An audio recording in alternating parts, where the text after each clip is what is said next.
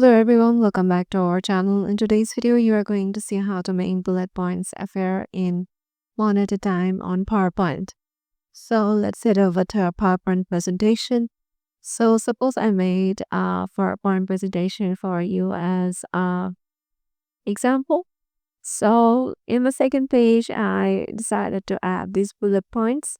So I want them to appear on one by one in my presentation.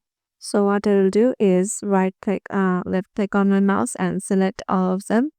So once I select all of them, as you can see, I have selected these four. And here I will go to this animation section. And in here, you can just use any one of them. So I'm just using this one. So as you can see, there is a number, certain number in here. So it means once I just open my presentation, if I just click, then all of the four comes together. But I want them to be one by one. So what we need to do is there is 1 1 1 1 right here. So it means all of them will come first. So the first one will be 1, the second one we will click on, and here you can find this option right here, timing section. So here you can see this drop down box with previous or recorder animation.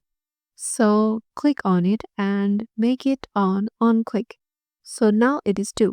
It means it will come first, then it will be 2. Now click on the third one and click again. Now select on quick. Now it is 3. It means it will come first, it will second, it will third. Now for the last one, go to this recorder animation, go on quick. And now as you can see, there are 1 2 3 4 serial likewise. So now if we run our presentation, so if we click, then I clicked 1, then first one arrives, again I click, second one arrives, again I'm clicking, third one, and here goes the last one. So yeah, this is how you can do it. Hope this video will help you out, and we'll see you in the next video.